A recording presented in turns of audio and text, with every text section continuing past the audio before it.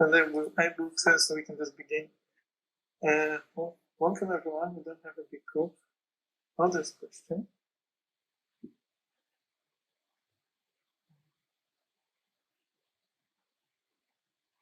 The advantages of tech stack we use for the boilerplate. In terms of scalability, for sure using AWS and managed services allows us to quite easily, I'd say, implement some scalability mechanics. Everything is based on Docker, backend or some serverless approaches. So everything is managed. We don't have to manage too many servers, configure them. So resources are also cheaper, let's say, resources like developers, of course. So time. And since everything is based on Docker, we can utilize services like RC Container Service, which has some auto scalability rules to be defined. By default, we define them with CPU usage. It's not a perfect policy to scale, but that's just an example that can be extended, and that can go multiple ways. So that's why I kind of decided on the side of a boilerplate. But continuing this thought is that since the services and the libraries that we used are also based on Docker and also allow for automatic scaling, it's easy to scale horizontally and vertically. So for sure, that's one of the advantages of choosing AWS. Of course, it could be something different, GCP or Azure that have similar services. But let's say that in our case, the main advantage is that, of course, AWS is the most popular one. So the biggest chance of finding other developers who can extend it. Scalability is multiple different things at the same time. One is ability of the whole platform to be extended and deployment of multiple containers at the same time. And the other is availability of developers who can drop in and make changes when required. Right? So having AWS being the most popular one, so it's usually the easiest to find them. And the same applies for Django and React. I usually don't do explanations like it's better because it says this feature or generally something sucks, so I don't like it. In the end, it's just tools. But considering all the experience that we have in some tech and another availability of developers, it's just the least risk to react to problems or gives us the most ability to continue developing the boilerplate of the whole tech stack. So this tech stack is kind of the reflection of a tech stack that we use internally for our projects. Actually, the whole boilerplate is built from experience on the previous projects that we developed. We also start our projects based on this. So it's a reflection of our tech stack that reflects this couple of thoughts that I just said. Now it answers your question because the question itself is also very broad and abstract. But it all comes down to this ease of development by some number of people available and popularity of those frameworks, platforms, and so on.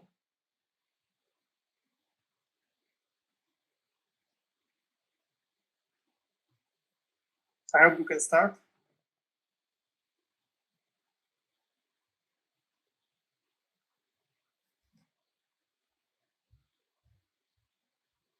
Or this point, that does it make sense? This answer does it satisfy you?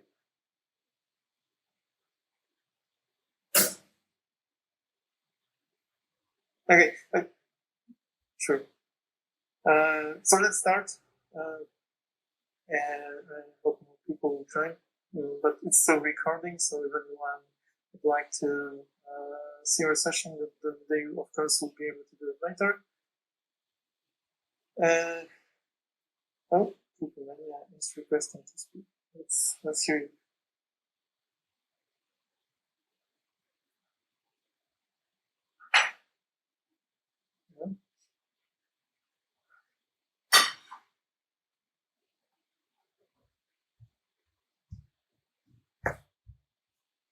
Anyway, thought for the beginning is the plan for the whole session, for the webinar, is I'd like to just show you how to set up the boilerplate locally, also to implement like a simple feature, maybe fetching some data from backend, sending a mutation to change some data, show you an admin panel.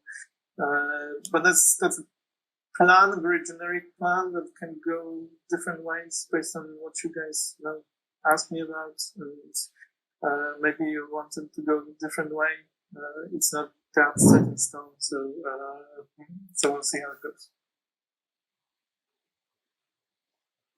I mean, I'm using M1, so the same architecture, and probably the most supported one because that's what is good, and two shouldn't be much different in terms of support.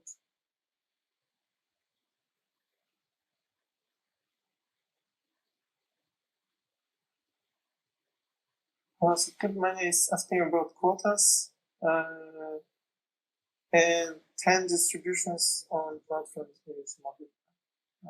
Yeah, it's the distributions we create is for API, for admin, for web app, CDN, and a bit for documentation, but not sure if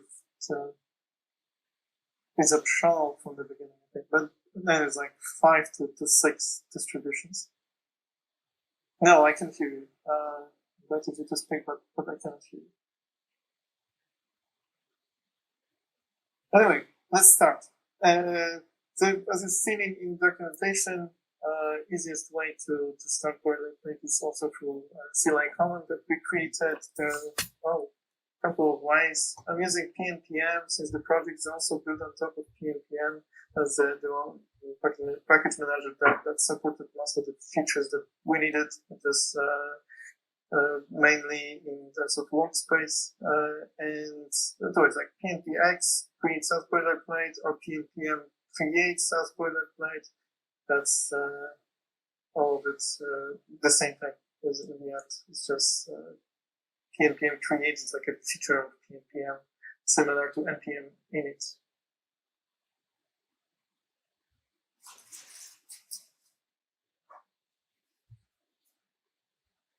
Start deploy over for confirmation of CDK. There is the Kubemania is asking whether this I'm going to start deploy over if it fails in the middle of the deploy. And there is CDK has like a flag which I don't remember the particular name, which is the documentation later, but the flag is saying something like the stored confirmation works this way, that if it fails, it brings back all of the resources back to the initial state before you start it. But you can disable it. It's a feature of confirmation really. It's like on failure, I'm thinking how it of the name, but generally it doesn't delete newly created resources. It doesn't try to go back. I'm not sure the name. Something fail. I can search for it. I will let you know later. You can also search for it on the documentation to find it quicker. I think we also use this flag in some of the stacks that are deployed. The infrastructure runs, so we can search for that when we generate a project.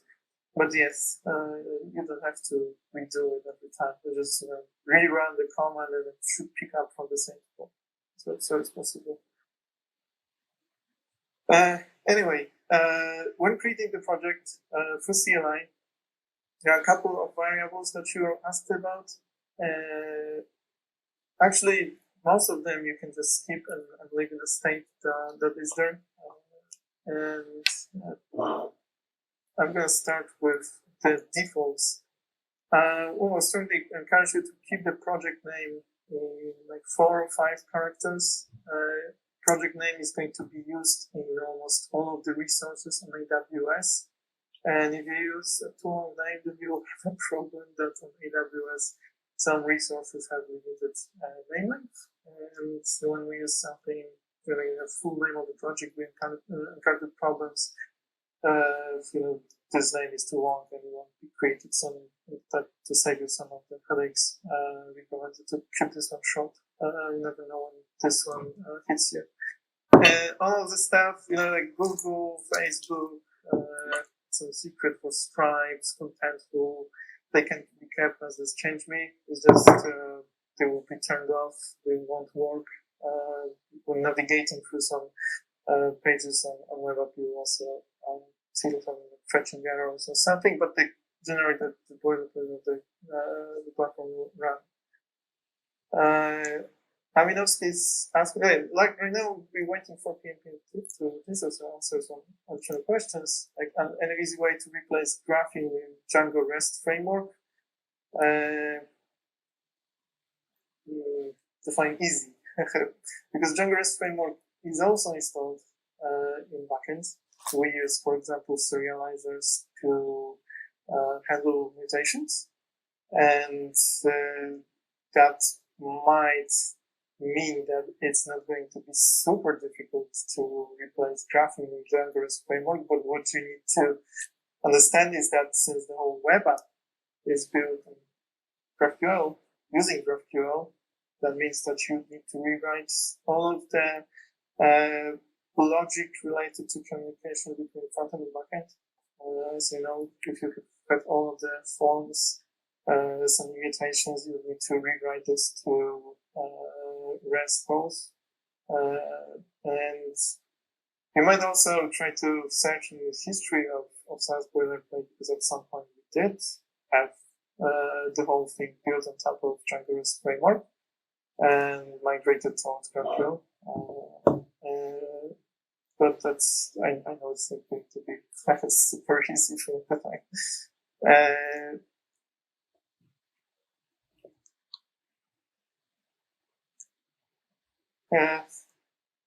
No, there's a Stripe. It's manual work to replace it. And having Stripe integrated already in Boilerplate helps with implementing this with something else. We have had this experience before. Clients didn't want Stripe, wanted something else. So the team, this feedback we got from them was that it helped a lot having the layout of integration with payment platform. But for now, Truth as Boilerplate is not like a plug and play with plugins switching between different payment providers. Maybe at some point, but it's not in our roadmap. It's a huge thing to build like a payment provider abstraction. The end is kind of like building payment provider using.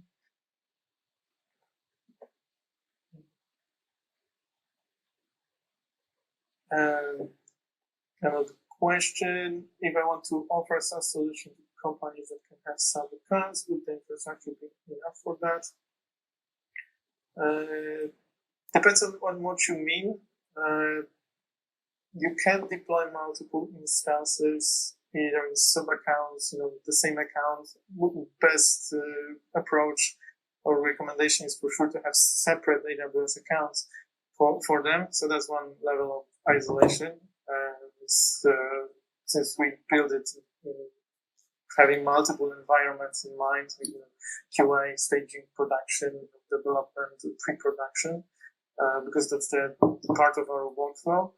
But yeah, you can deploy multiple independent, isolated installations of SaaS Boilerplate into multiple different AWS accounts. No problem with that. But of course, that's inclusive of costs if each of the clients is separate tenant. It all depends on your business requirement.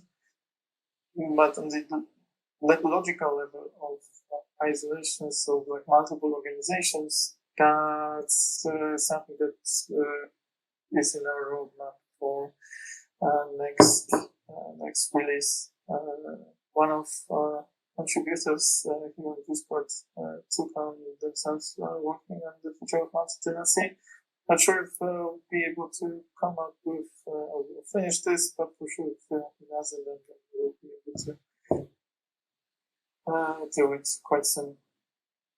So now, like inviting users to your organization, creating organizations, and so on, having subscriptions bound to your organization, because right now they are to single user. Main company comes with a subdomain. Well, yes. Each installation of each environment of SaaS Boilerplate has their own subdomains. We're able to define subdomains through variables. Some documentation when you set up AWS, it also explains how to define hosted zone as well as full subdomains. Sure. Let's continue. Because I just created the project and open it. Anyway, PNPM is installed. I'll be able to now call SaaS app. It's a new CLI that we released last week. Some of you might already seen it, some of you might not. But the latest version of SaaS Boilerplate also comes with CLI. The CLI is inside Boilerplate. So if you want to add new comments, modify the existing ones, then you're able to do it. It's inside internal CLI package. It's built on Ocliff, so something very popular. A lot of CLIs are probably used before or built on top of Ocliff, or however you pronounce it, Ocliff. And yeah, the major point why we built this CLI, I was trying not to for a long time because Boilerplate was built on Makefile or on top of Make, is that we've seen there are a lot of trouble with setting up some Boilerplate on Windows. So I rewrote all the scripts to Node.js and prepared the CLI to ease the work on Windows. So that was the biggest reason. Yeah, it grew on me and it's quite easy to use. So SaaS app does a couple of things, but goes into phases and sets up all apps the Docker Compose. And when this finishes, at least finishes booting up the containers, then it will start web app. There's also two separate commands like PNPM, like SaaS backend app and SaaS web app to start them separately. And also SaaS down to turn off Docker containers.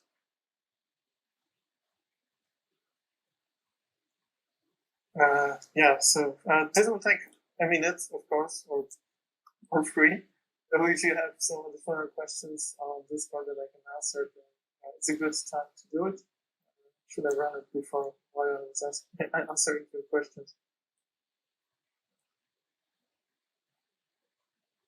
Because right now it's building Docker images, and depending on the power of the machine, this takes 3 to 10 minutes. But fortunately, rebuilding it is much faster.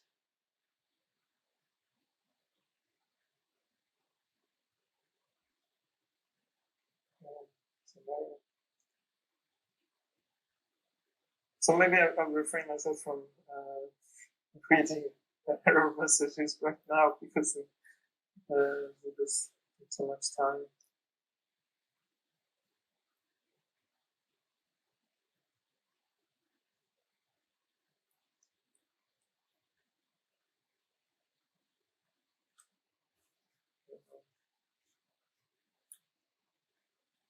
Probably streaming and building is increasing time. You can see that it's top to top. So the images are built. Right now it's starting the containers.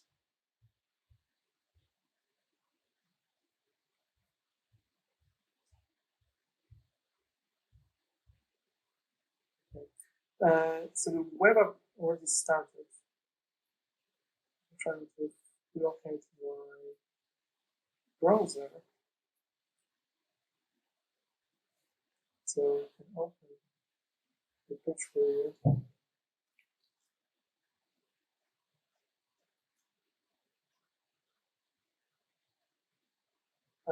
For now, we'll see errors from backend because it's not ready yet. I wanted to show you Docker Compose because a lot of you asked about where to read logs and how to know why this is failing. So this shows for 500 because there's an API proxy from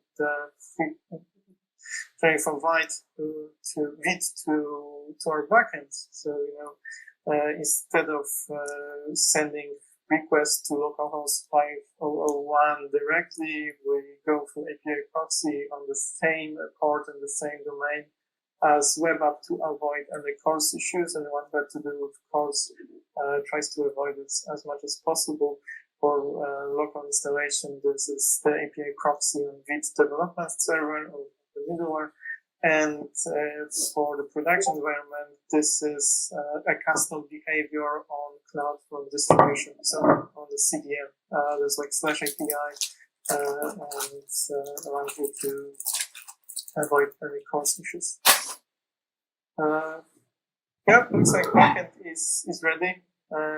We didn't configure Facebook, we didn't configure a lot of Google, so of course there's no sense in pressing those because this just creates some error. If you configure those variables, so you have Google secrets and create the account, the Google platform project and so on, then you will of course be able to log in through Google. It's not that difficult, of course, doesn't make sense to do it right now. I would like to sign up. I know that last week there was an error with sign up, which is already fixed. So this should work. This right. Sorry, I wanted to show you that I started talking about something and didn't. So thanks for the reminder. For checking logs, Goodware, if you're using Docker Desktop on Mac, is just calling into Docker Desktop because the whole project is like a directory. You can see all of the containers there. You can see which one didn't start, or maybe there's some error with it. Maybe it's not running. The status can be checked there. So one thing to do it, and the other is just going into backend and reviewing all of the logs from the very beginning. It takes some time to do it. So this is one way of we're not technically debugging, but of course checking logs. The other way of debugging of actually backend code, I'm sorry, I will not be able to go into details of showing exactly how to do it. I can tell you how to do it, but not know everything, because it all depends on how you actually work with Docker, because it's more about debugging Python or any kind of application inside Docker containers. There are multiple ways to do that, and it even depends on the IDE you're using. I personally am using Python, and let me open the project. On the screen, just move it here. In this backend.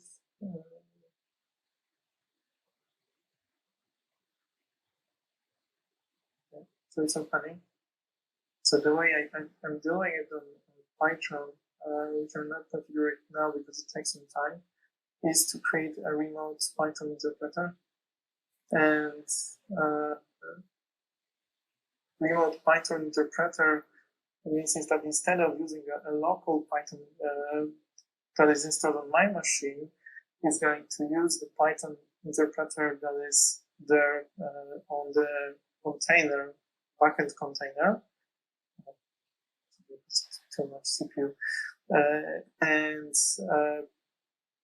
Python is able to, through the program, connect to this interpreter and then run the application. So, like as you would run a regular Django application through ManagePy, it also is able to do it. It opens the port for debugger, connects to this port for debugger, and then you're just able to place your breakpoints in code and stop whenever you call some mutations and so I see that the way to debug this is the same. You debug any application on Docker. SaaS Boilerplate doesn't add any additional layers.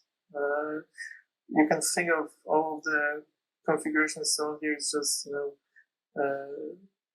someone configured the project for you and left it in this state. This is not a framework. It doesn't create an additional, wrappers or Docker or anything. It just runs Docker with proper configuration. So when you go and start Docker Compose app, it will also work, because the CLI I showed you is also calling before Docker Compose app is, for example, also checking whether environmental variables are configured, whether the .env file is there, or if it's not created in the other this .env shared, if there are some additional new keys that don't exist here that they created.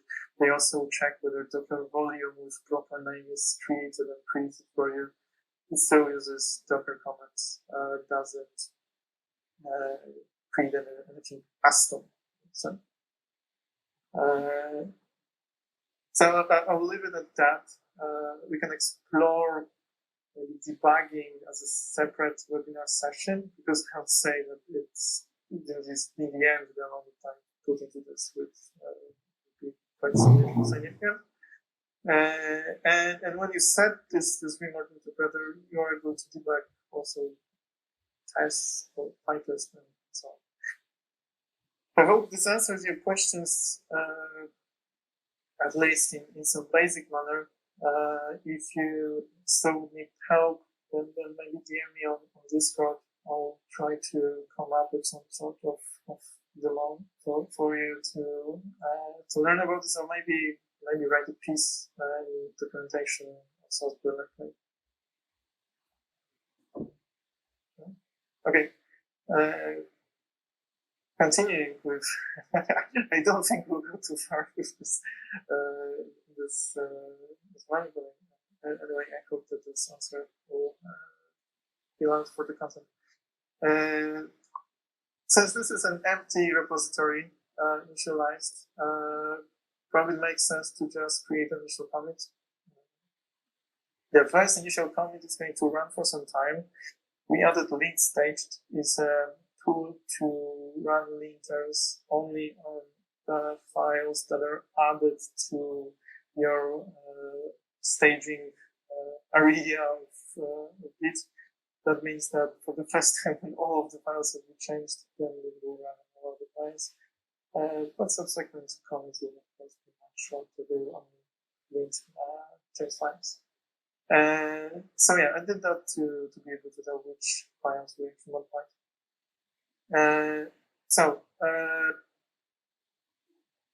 Also the first thing that probably one would look through is the environmental files. There are a couple of things in here. Of course, strongly discouraged to keep anything as secret in here. In order to keep secrets to deploy to AWS, there's 4 different mechanisms of parameter store systems manager. All of those can be overwritten for systems manager, and even what's more important is that .env is never pushed to Git repository. It's ignored. So large use them.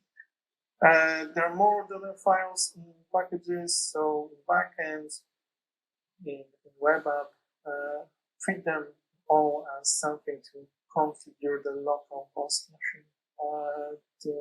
They will not be used in production deployment. All of this is pulled SSM parameters. So,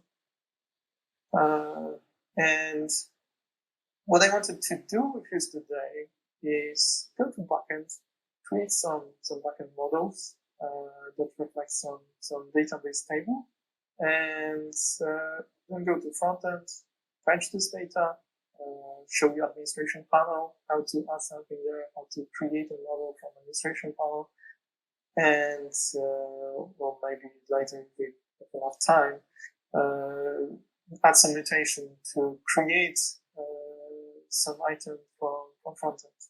So showing you a little bit of Django, Graphene, GraphQL, and React.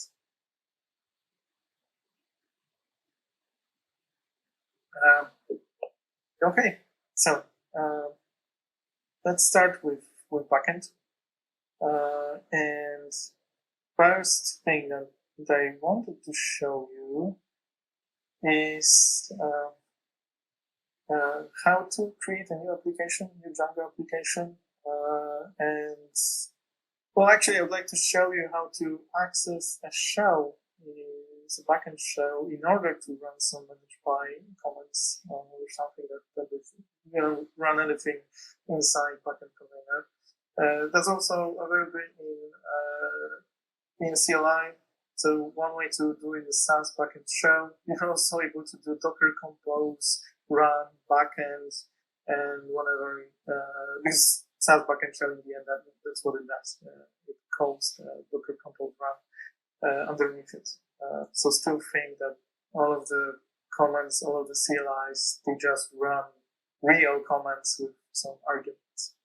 And they kind of grab most popular commands that we authors or users like to run in order to not have to remember all of the flags, all of the arguments, whether it's -i, -t, or whatever. Just goes SaaS backend shell and you're inside. And then there are one comment that I wanted to show right now, which is, well, maybe I'm going to create a directory for myself. I wanted to call this, sorry for being lazy, but workshops.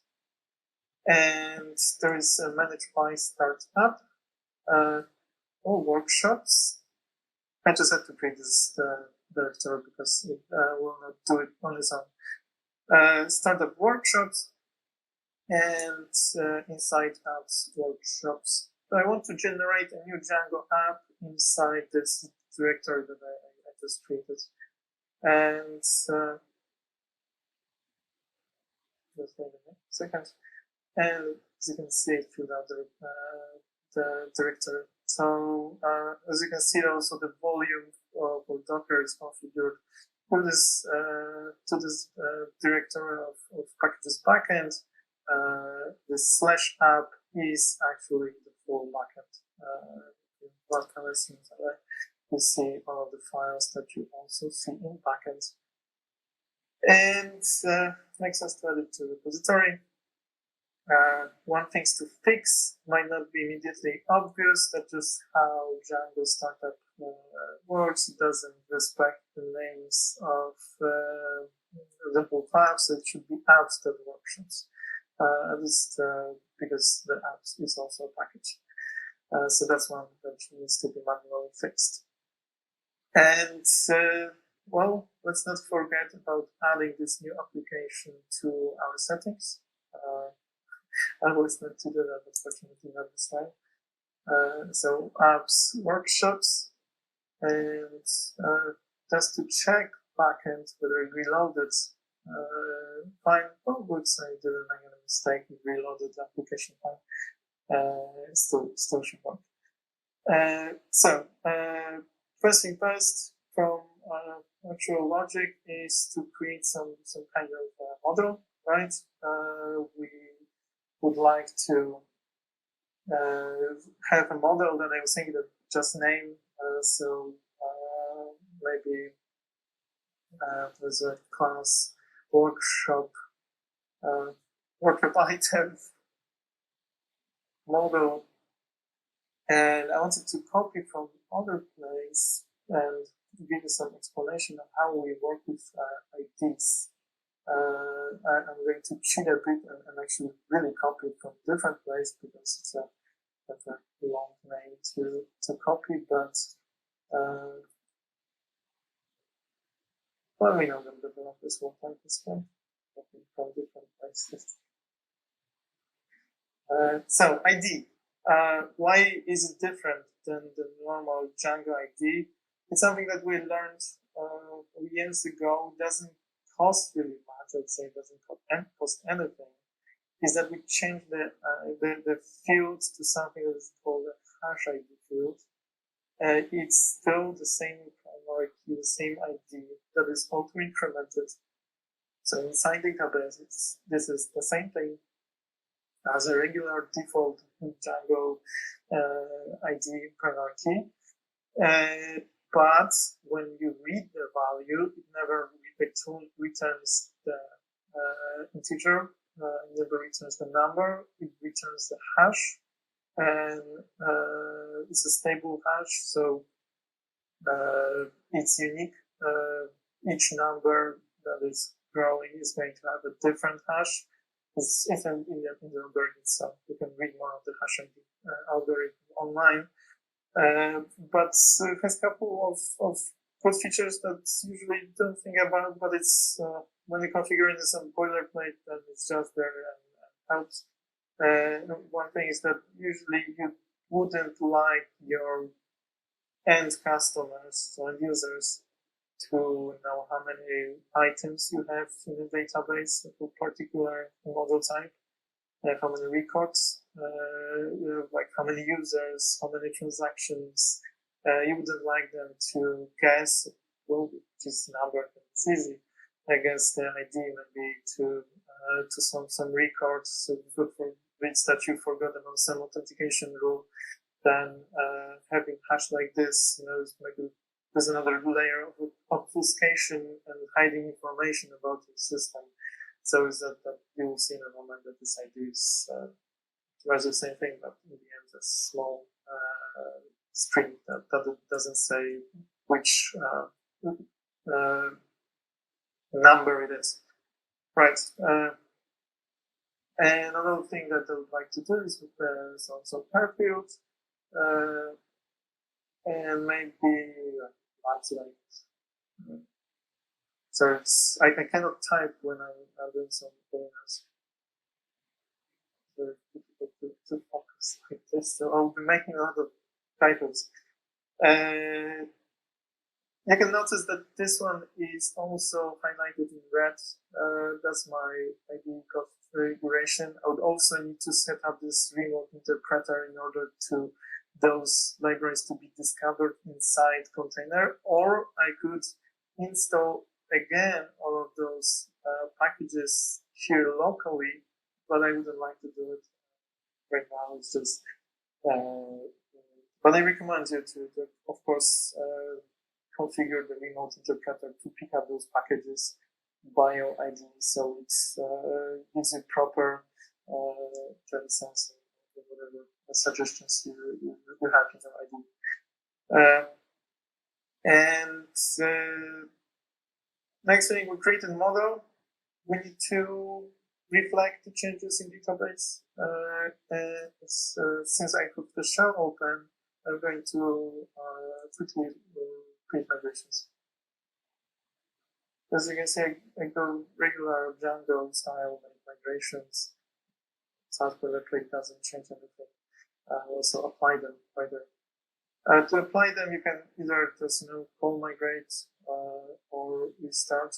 No migrations to apply. Interesting. Maybe just restart the backend or maybe also did restart the backend after I generated the migration or something. So maybe that's why, because I can clearly see it picks up the workshops. So we should have this model. What's next? Next, we need some GraphQL type.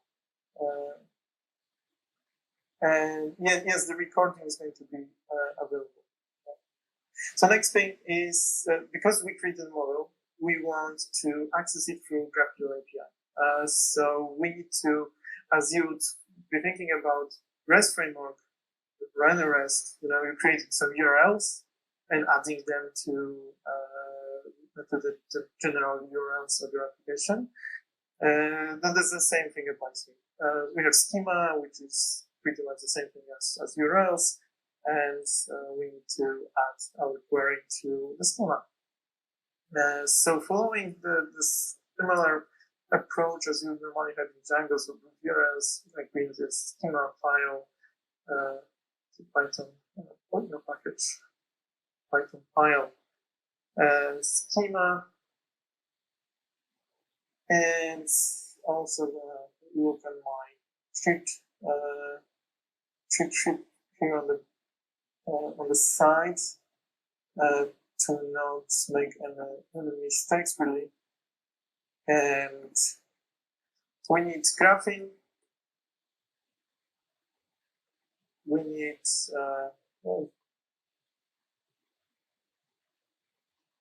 some relay. We're not using relay, but using a format that is the same as in relay. That's really the same. Someone might ask what relay is. Relay is an alternative client for JavaScript, for TypeScript to consume GraphQL APIs. We did use relay before, but it's just you can think that it modifies a little bit the format of GraphQL, but doesn't impact the logic at all. It's just adds a couple of normalized field names or something in GraphQL schema. From graphing Django, fortunately, this library got updated recently because there's a long time where it has some older version of graphing. But a couple of months ago, they upgraded, half a year ago, they upgraded. And the basic type for schema is, in configuration of Django, is that if you want to have types, or GraphQL types for Django models, then graphing Django integration does it for us. So class, workshop, I call it workshop item, right? So workshop item, you can call this however you want. The way we usually call it is just add this type, not beautiful, not bad, but to distinguish it from the model so it doesn't get suggested too often. Django object type, that's the base type for that changes model into GraphQL type for graphing. And well, of course, let's import this model. From the import models, and models is our workshop item. We add this interface. That's what I was talking about this relay. It's just a way of changing the structure of GraphQL. It will impact how we create queries, but it doesn't impact how anything works in here. And CSL is a shortcut to define. Think of this as similarly a bit to serializer, so picking up fields. You can use some tuple to list fields here. Of course, going to all of them. So two of them, which is ID and name. But that's just a shortcut. All of this is graphing. Check out graphing documentation to learn more. But that's the essence, the basic of how to create those in Boilerplate. We'll need connection as well. Think of connections as glorified arrays. Really. And so, because that workshop item time represents one record, and I would like to download all of them at the same time. That's why I'm creating a connection. So array of those items. And our argument to do what we need is just node. This is workshop item type. And we have this connection. That's types that we created. it's not connected to our app yet, we'll need a query or definition of query really. And I'm used to calling if dividing all of them that like starts with prefix all. So all workshop items, and we need this connection. So the workshop item connection would be a better method, right? And just field. So this creates a field as a query. I forgot about object type, because this is also an object type.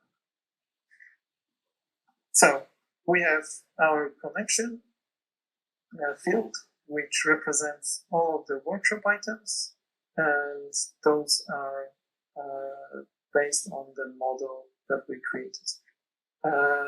For GraphQL, it's also, if you're thinking about this as URLs, we need some kind of a view layer, which is resolver. So getting actually this data from the database. So there's a static method which is resolver, which is called resolve, and dash is actually underscore and the name of the field. So all workshop items. And we don't need any really arguments here, but the definition aspect. So I want all workshop items.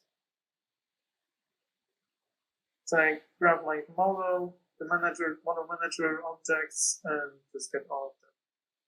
Of course, in real life scenario, you probably would add some kind of a user here to check the organization, to check their workshop items, not just download everything from database, but I think that for presentation purposes of how to access something from database, that's enough. All of the other stuff is actually how to do stuff in Django, and I guess that's some of you already know how to do it.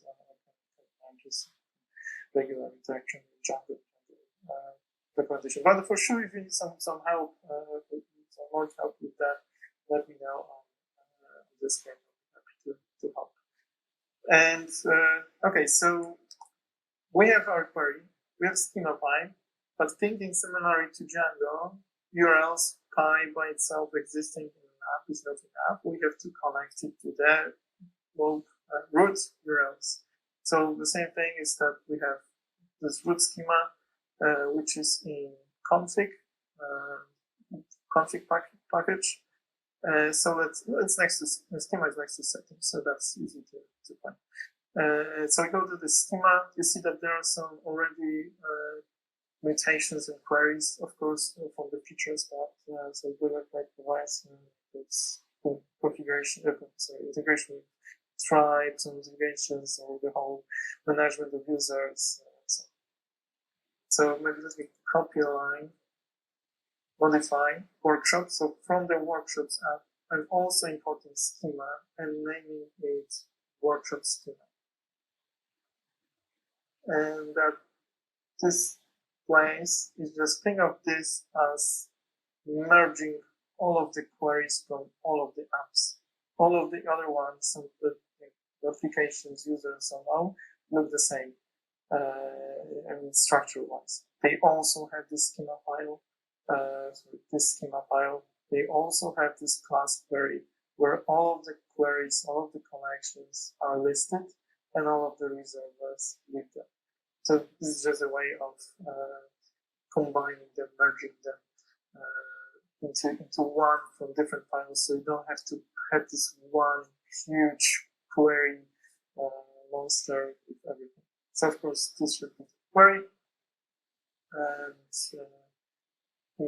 and yeah, so probably makes sense to put black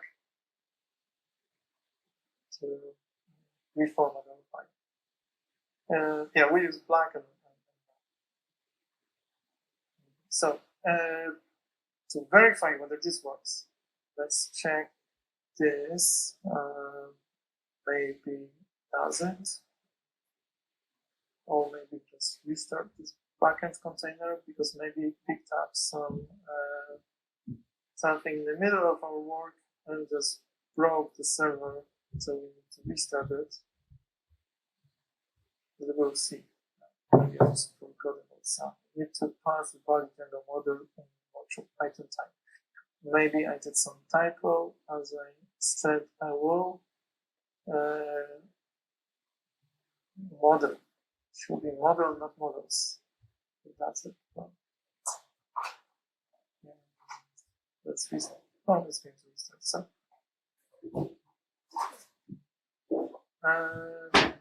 some typo here. I think it was more over. Yeah, I think I did a mistake here. Graphing, relay, connection field, and we pass this as connection. So sorry, that was a mistake.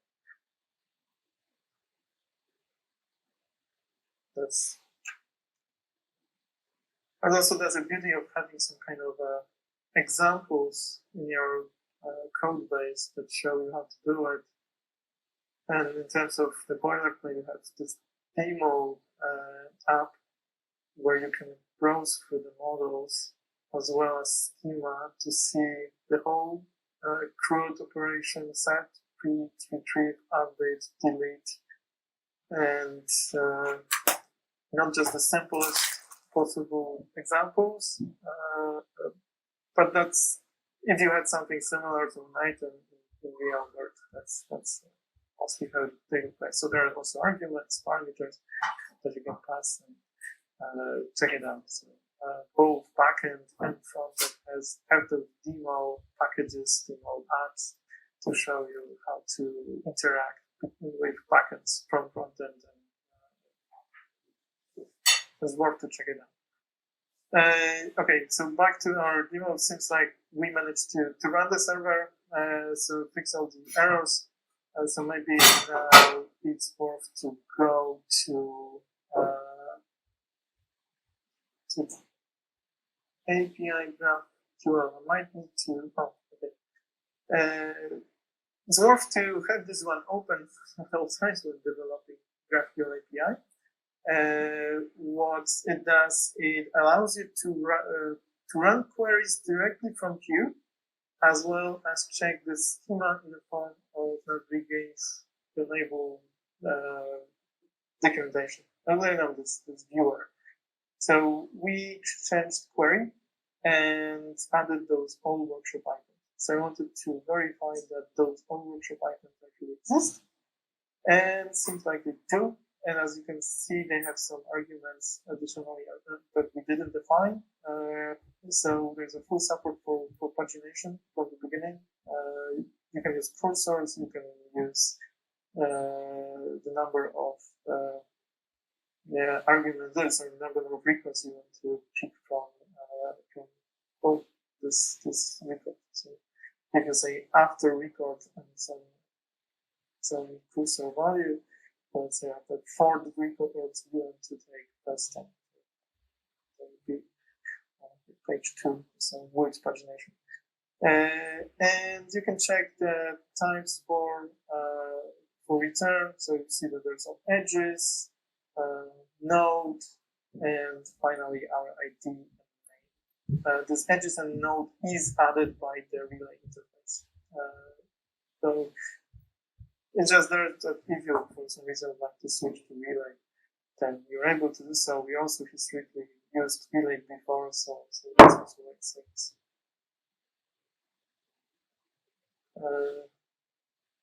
Yeah, and so let's say that for now the backend part is complete.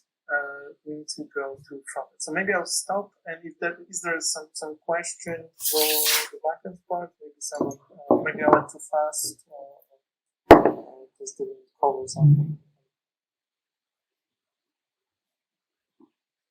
Okay, if not, then I'll just continue to web up. And a couple of interesting things here as well.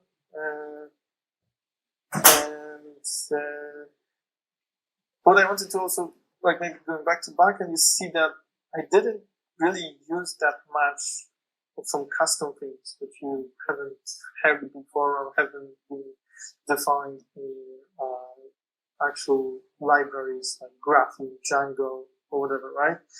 wanted to kind of point this out that SaaS Boilerplate is not a framework, doesn't add that much on top of those libraries and frameworks. It configures all this stuff, and in the same languages, in the same frameworks, same libraries that you normally use, it does implement a couple of features already.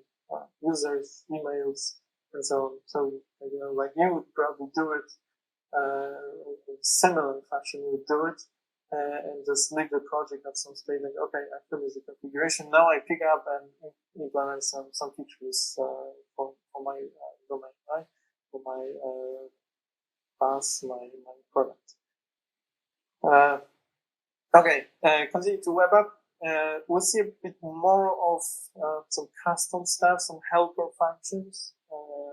They are all coded inside this code base. There are no some separate packages or libraries that are closed source or anything else outside. And so the same is just some like, helper hooks or components prepared, which are usually very boring or not that easy to implement. Since we want to build a new page, we need to go into roots and add some new directory. I'm going to call it also workshops because I'm not very creative, as you can see. And inside workshops, I would like to have this workshops list.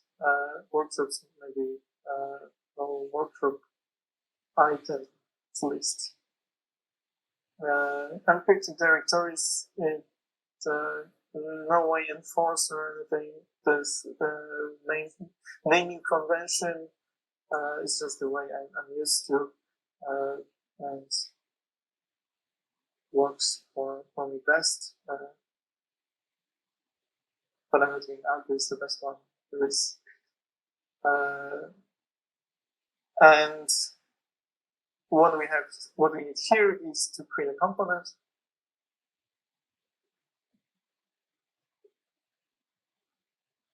Maybe let's mark it as Python component to make sure that we have proper typing. And at the beginning, I'll just return some workshop items list string, so we know that when we render it, it's working properly. With some exports, there's going to be a default or some parallel export, but you'll see why in a moment. So as default, this is a weird way of. I need print. Sorry, that's to be online. Okay, and I'm exporting this as default because we have this way of creating asynchronous components. Asynchronous components are nothing else than lazy loaded components. So when you enter the page, that's when the code related to this page is going to be loaded. So it's a performance improvement technique that is built on top of lazy loading in React and systems. So I need to create this component. So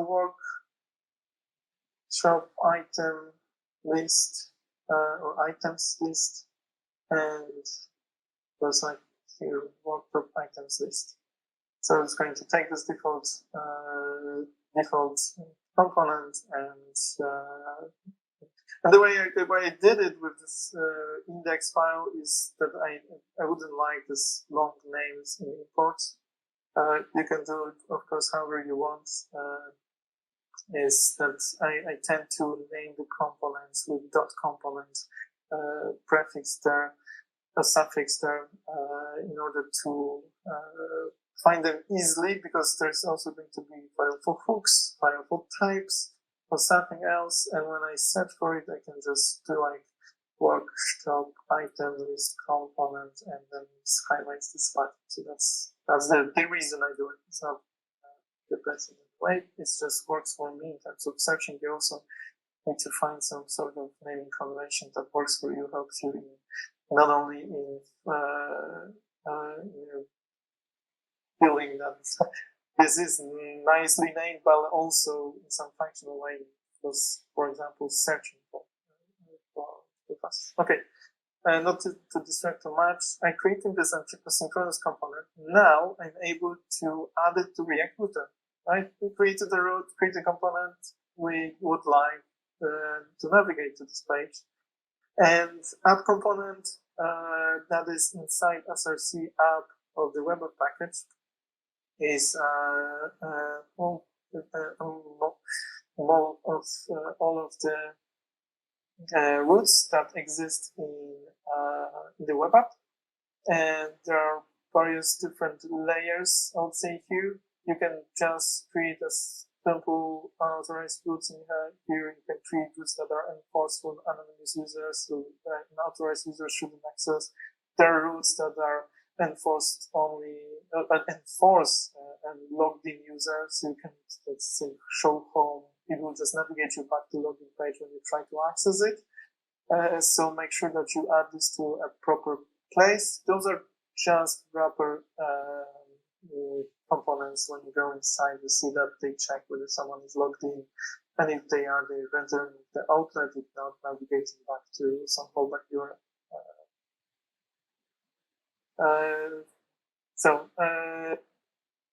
What we do, I'm going to create underneath the SaaS ideas this one, which is called workshop items list, right?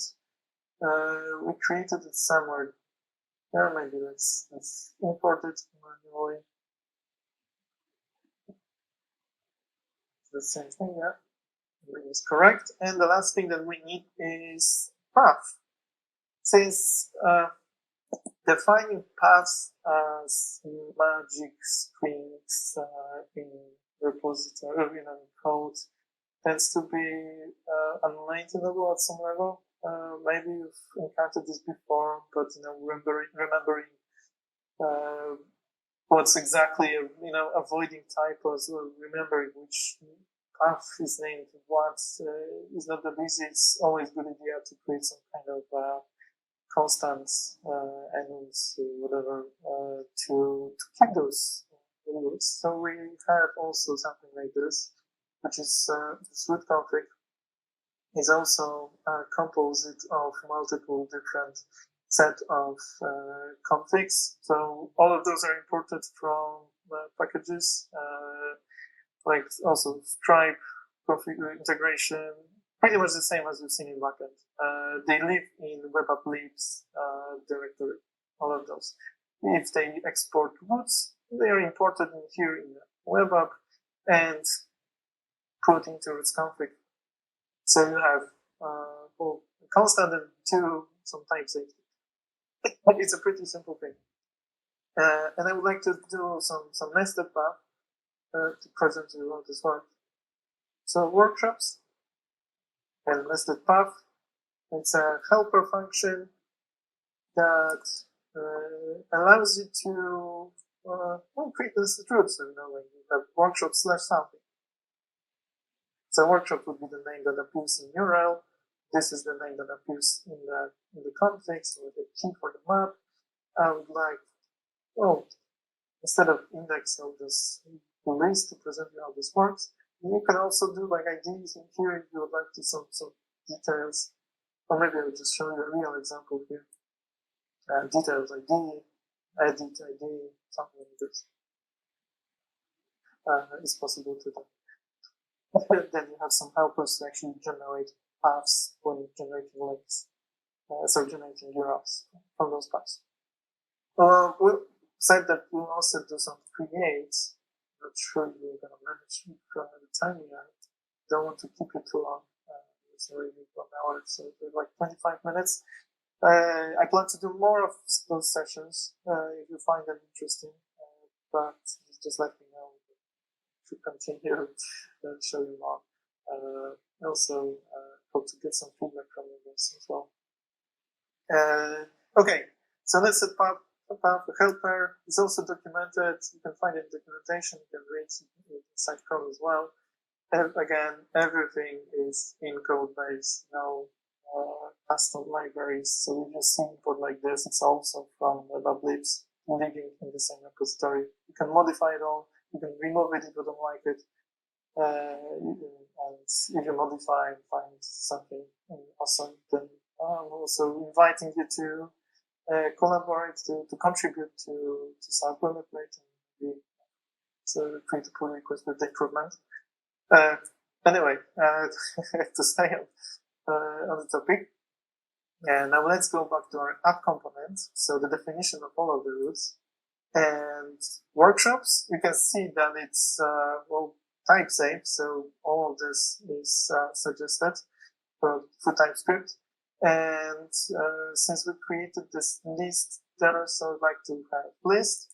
And when I save this, and this is my front end running, I should be able to go to, let's start here. And did I sign up already? I didn't, right? So maybe let's sign up.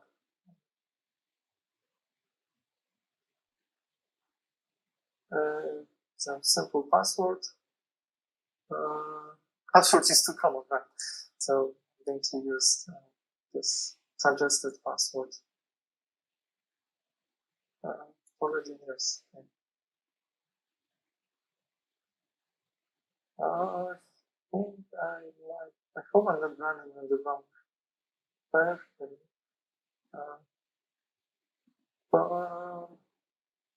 This could maybe. Seems like I already have some accounts. Shouldn't be the case because I already.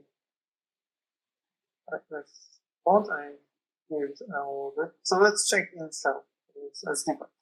So manage by shell plus. That's from Django extensions. And we can check how many users we actually have. That's 7. Oh, I know what's the case. Before the webinar, I created a similar project with the same name, so it reuses the backend data. So maybe I'll just log in. So that means that my account already exists.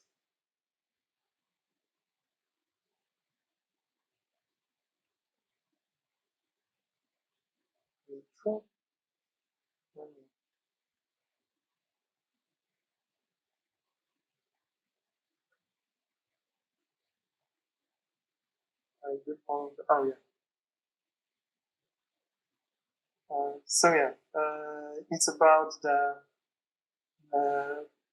volume, Docker volume. So when you turn to SaaS Boilerplate, you start Docker.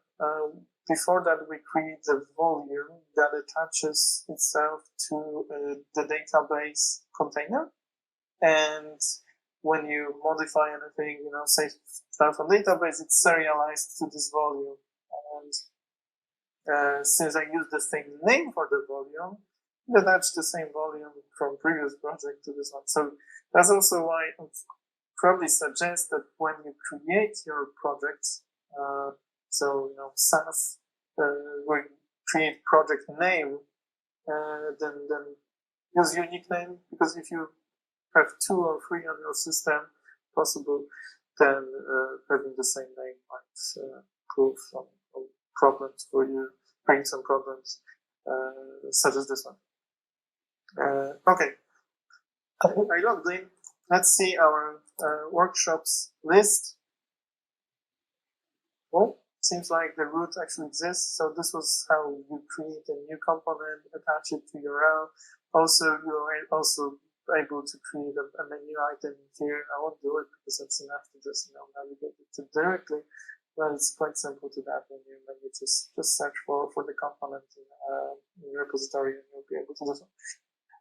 So let's go to the component and actually fetch some data from backend. And the way to do it is just use a hook, which is called use query. This hook comes from Apollo client. And we need a query. You can create a query in the same panel. You can create a separate file, which would be named .graphql. That's all up to you, really. I also tend to export this one because it's then later when writing tests, I'm able to import this, but I don't have. Continuing. Workshop items list query equals to GQL. GQL is a helper that is created through PyGen, I think is the name of the library. It uses a client preset, so it generates those helper functions for you to work with GraphQL. And because those helpers are generated out of the schema that was downloaded from backend, and we'll go into that in a second, how to download this from backend, it also generates all of the necessary TypeScript types for your life to be easier when working with GraphQL. And those types will be based on the schema you created in backend. And so, as you'll see in a second, only thing that we need to add, and that's why also it's a good idea to copy it, is to add a comment like this. But that's thing for this IDE, right? It's just, you need something like this. So let's see this. Query, and I can see almost all of my fields. I don't see all workshops. So why is that? Is that because the schema that is here in the API client is not updated. It doesn't have those workshops in here. Why is that? Is we need to call a command that downloads the schema. It's manual. It doesn't. We don't do it automatically because it takes some time. It wouldn't make sense to do it every time. So someone who updates the quiz in a query for field that hasn't been fetched yet just calls this command. So this command is also in CLI, SaaS Web App GraphQL download schema, and it will connect to our localhost 5001 through to API GraphQL, download the schema. If you also are using Contentful, it will also download schema from Contentful, merge those two into one schema, and place it in here. And you'll be able to work with all of those fields. Contentful ones will be purpose-built. So our query also is a name, but to just show that all workshop items showed up. And again, this comment is for the suggestions tool. So if I remove this, you can see that the color changed, and my ID doesn't suggest me anything based on this GraphQL file. So when I add this, I have to. It's just how this plugin for GraphQL works here. So anyway, let's add a name for this query. So maybe workshop item list query or list doesn't have to enter query. And our edges that you've seen before in the schema on the showed you on backend side, name, ID, all is there. So our fields that we defined in backend are also available. So here's the beauty of GraphQL is that I can decide if I want just ID, just name. Well, ID always probably needs to be fetched anyway, but which fields I want. I don't have to bother to add new fields to Django, to serializers, to configure them in the way. If they have already been present in there, I am able to fetch them. That also comes with some drawbacks. That was one. I'm not going to it right now, of course, but that's the thing that I love the most with GraphQL is that you define a contract between frontend and backend, and when you need something at frontend, you can just call it. You don't have to create another Jira ticket to add this. You don't have to talk too much about how to what needs to be added, why needs to be added. So you can just put it. Anyway, we have this query, and as you cannot see this, but in the background, my web app, so bit and code gen are started in watch mode. So this also, when I created this GraphQL query, it also regenerated the types. So they will also be immediately ready. I don't have to rerun any comments or anything. It's just that when I take this query, put this into the hook of this query, it will immediately be typed. So data loading. And let's say that I would like to test ID. It's regenerating in background again. And going back here, data, all workshop items, pages, or maybe let's take the first one. And node and ID. You can see just ID is available here. Type name is instantly turned on for to work. When I add name here and wait this moment to regenerate this type, you'll be able to see also name here, string undefined. Probably asking yourself, why is he putting all of those question marks in here? There are just null checks, because for GraphQL, you cannot expect that the field is always going to return, and then it sounds wrong, but the code is written in kind of defensive mode when everything, you kind of expect everything to go wrong. So backend can return partial data and your frontend should react to that. Not fail, not throw exception. You should be ready that if this field doesn't exist, then it just continues to work. So those question marks just check whether something is null, and if it is null or undefined, then it will not continue executing the rest. Which means that instead of writing if data all workshops and then inside if data all workshop edges and so on, you can write it in a single line. Because if and this and if this and to continue would be equivalent, right? That's how you work with GraphQL. You get used to it.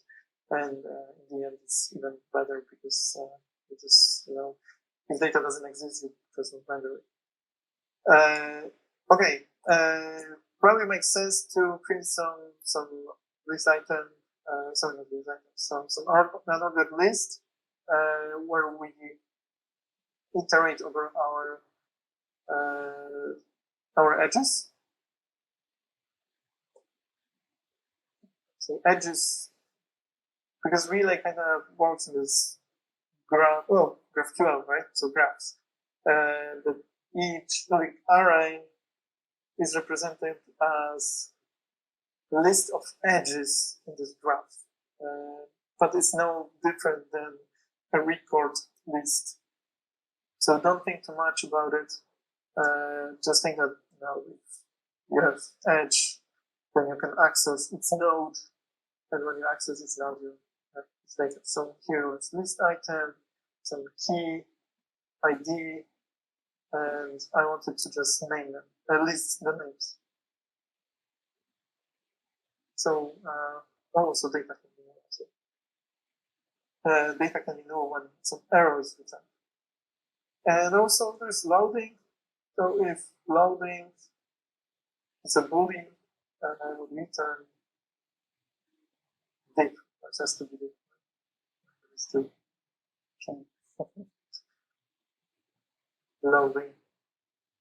And when I go to my browser, I should be able to see nothing. Why? Because we don't have any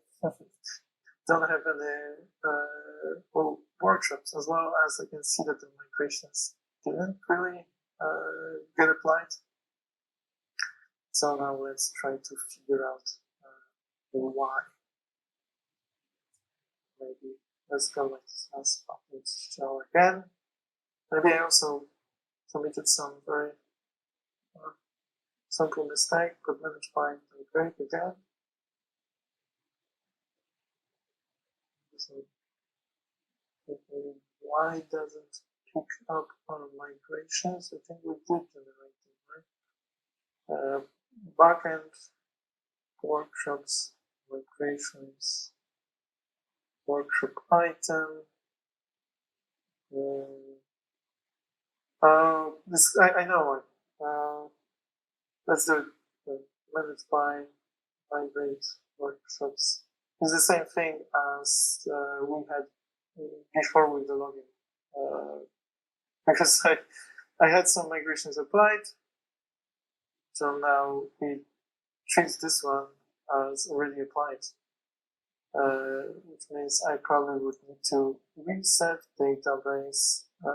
So it's also a useful thing to show you how to completely wipe backend data without completely removing all of the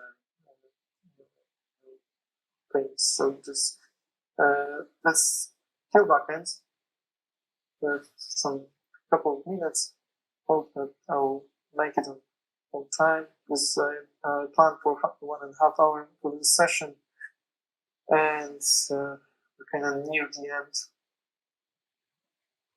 But there's also useful knowledge to know how to delete the database data, how to recreate it, how it's going to be recreated. And a Docker volume, rn, and the name of the backend DB data volume can be kind of checked in Docker Compose files. See, the name is project name dash web backend DB data. Since I named my project SaaS, I also have SaaS web backend DB data. I delete it. You could also check it also in here somewhere that should be there when you search for SaaS. And also I would need to recreate it, but before you haven't seen me creating Docker volumes because also that's something that SaaS Boilerplate does for you. There is one, well, I would call it not a bug, but a feature that prevents this from being recreated because the whole command to create it has been cached as done. So you need to reset NX cache. NX is a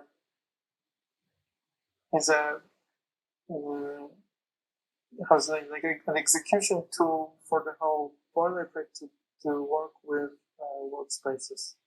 So if I have packages for web app API client, contentful, I would sometimes want to run commands directly inside, and we do it through NX. So when I call NX run web app lint, it searches for web app, lint.js in here, and executes it.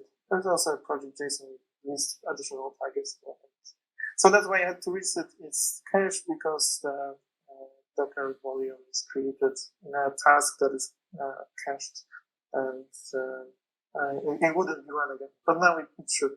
So when I also go to SaaS backend app, I expect the app to be the volume to be recreated during setup, and also to apply our migrations. I hope I explained it well enough why the migration hasn't been applied before. But if not, then write me a message in Discord here live stage.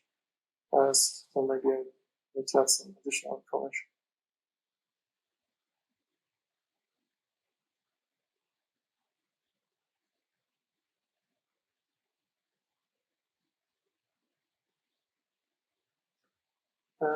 Let's see our backend container. Installing local stack, waiting for local stack to start. What is local stack? Local stack is a Docker image that kind of works like a local mock for AWS. You can create a S3 bucket there, you can create a Lambda function in there, and you don't have to talk to real AWS account. So we can actually start this whole SaaS backend without configuring an AWS. And it's just kind of slow. That's why I've seen that we were waiting for the S3 bucket to be created, or rather the local stack to be started. So think of this as a mock for AWS. We didn't create local stack, it's a popular topic. Okay, backend started. There's some, we can see our workshop migration has been applied. So now, of course, going to front end, we shouldn't see anything still. And I should log in, again, create my account. And use this password, weird password. Right, so I was able to log in. Workshops list. And as you can see, nothing visible because, of course, we don't have any workshops created in the database. Makes sense, right? So now we should go to our admin panel. And how do you log into admin panel? There's also a question that I've sent. Of course, we need some account. And when I try my account that I just created, with this password that I just pasted in, it's not going to work because I'm not an administrator. I just signed up here. Of course, I shouldn't have immediate access to admin panel. That's something that needs to be given to my user. So it's my preferred method of creating administration accounts. And again, SaaS backend shell. I log into the container. And to manage by shell plus, I'm able to just modify the user. And my user is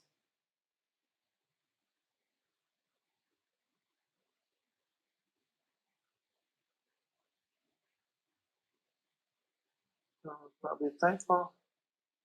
I cannot type my own name. And he's super user, true, save. And now when I log in, I should be able to do it. How we do?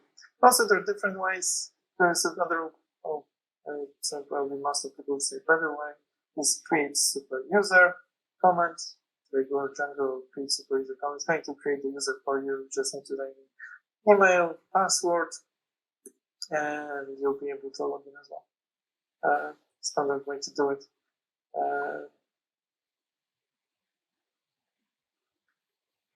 And the other thing that we're missing is that, okay, we logged into administration panel, but all of the components, all of the groups and models that are here needs to be manually defined, listed. So let's go quickly to our backend apps workshops. And in admin, the only thing that we need to do, and let me copy from somewhere else, is define an administration item for our model. And that's it. ID and name also, or is display. That's enough for us. And let's wait for the backend to restart.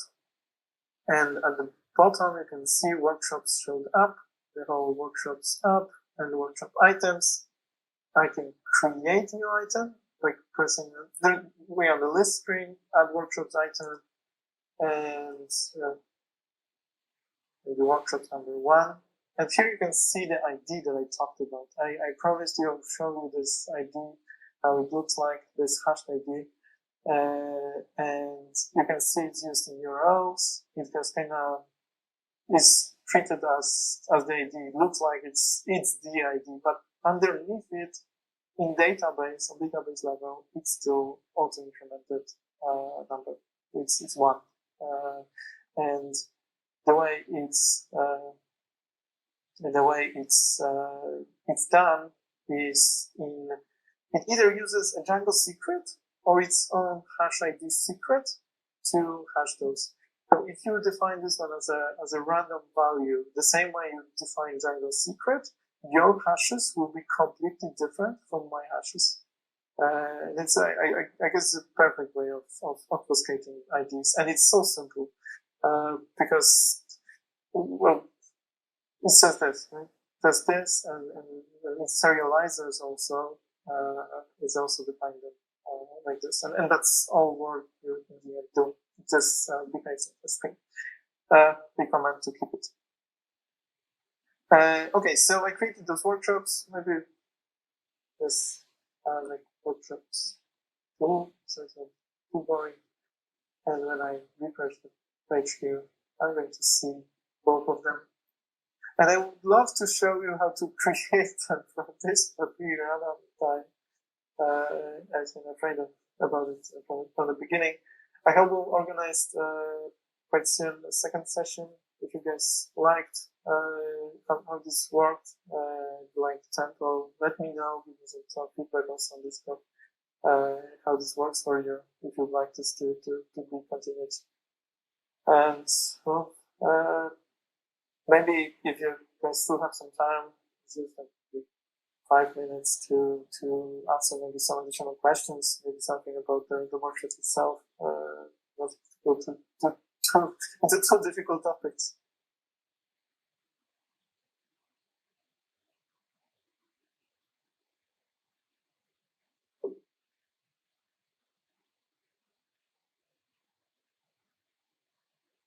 This is what I'm concerned. How it's a kids for those questions.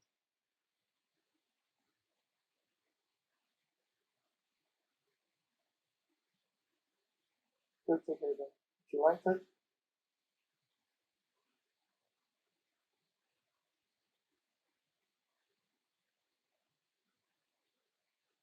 yes, I plan to make a session of deployment as well.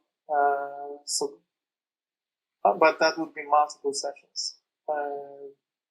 The primary reason for that, but there are two ways to do it. I can record a video and cut off the waiting times, because AWS deployment is a long journey because you wait forever for the resources to be created.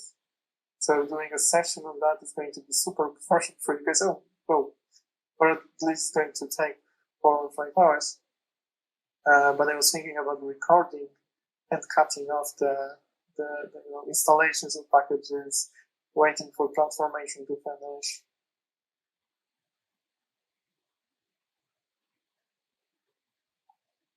I was thinking about reducing the deployment cost and based on the services that are used, very difficult. Things that raise the cost the most. It's, well, of course, RDS, the database. It's like $30 a month. Then NAT Gateway, which I think is like $45 a month. And you could remove NAT Gateway, and that's the thing that is required for, what's NAT Gateway? Is that when you're using private subnets inside AWS, so that, for example, people from outside cannot directly access your database or cannot access directly your servers. That's why they live in a separated private subnets. But if you separated them, then those private subnets or your servers somehow need to access internet. And they do it through NAT Gateway. And AWS charges horrific amounts of money for this. So that's one way to save costs. And an idea of the cost hosting the project in AWS was more to middle up.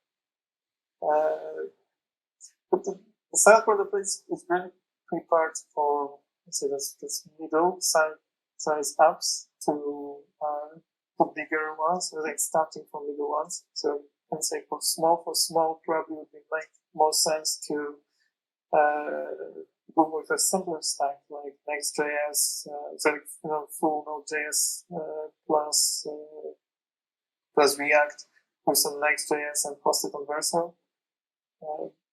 That's what I think is a better option.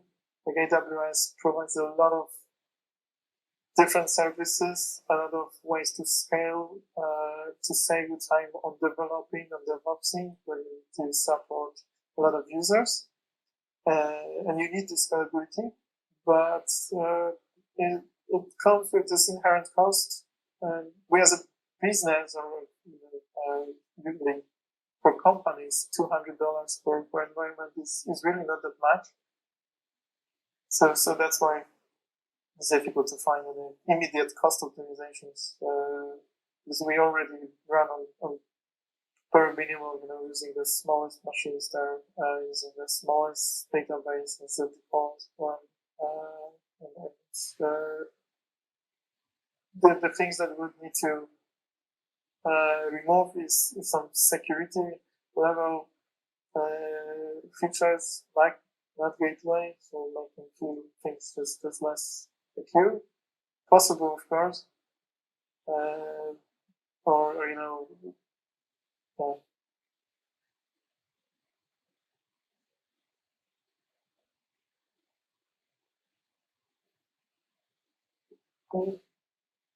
I mean, if you don't want to use, and I think that at some point we need to improve or add a way for SaaS Boilerplate to be deployed to some VPS. Because I still think that but the two major strengths to SaaS Boilerplate, one is that if you need all of the scalability and goodies that come with cloud platform, then you have all of this configured, right? You probably can imagine how much work it is to set up the whole infrastructure like this. And then, years of fixing bugs and finding security holes and applying this and packaging this into infrastructure. So if you need all of the scalability, then it's probably not the best idea to remote. But if you have a super small one and you want to use the second major strength, which is, well, you have front end and back end already integrated. They talk common language. They have arrows configured, integrated. So when backend throws arrow, the form on the front end is reacting to them in a proper manner. You also have environmental variables configured. All of the linkers, everything there. And also you have user management, you have all those forms for resetting, creating users, for all those foreign features. Then you can deploy this to VPS for the small apps. VPS, like buy server of DigitalOcean for $10 and $5 and deploy it. But you need to give up on two features, which is give me a second to think if there are more. So emails, because emails are currently implemented in Lambdas, but that can be replaced with something like React Email. It's very similar architecture and actually proprietary, right? Because we first developed the emails, then it turned out that someone is similar thing and then implemented one similar thing, which is React Email. So you can re-implement that. Also, you need to figure out a way of multiple environments, so delivering environmental variables to your machine, as well as configure the Docker deployment on the VPS. I know it would be more DevOps-like work for you to, so it wouldn't be just run the command and you got it. It will be put some actual DevOps work. So you have that, you know how to set up Docker deployment on a bare machine, then probably you'd be able to do it, because there isn't, in the end, that much hard requirement for AWS to be there from the code perspective. Most of this that requires AWS is asynchronous workers, but since you're working on single machine, you don't need those workers. You probably need to configure salary yourself if you still want them, and just remove this code. And the others is like file uploads, but file upload can still be on AWS because it's a cheaper part of it. So you can see that is possible, and I'm thinking that's we'll put on a roadmap some way of deploying this to single machine instead of AWS to make your life easier, because I can see this question asked quite often. Okay, it's further to 4. I need to go pick up my son from preschool. So thank you all for attending. I hope this session was helpful for you. So that some people wrote that it is. So hope to see you again following sessions. Stay tuned for the deployment video, because you can see that it's also going to be important. Yeah, have a nice day. Bye.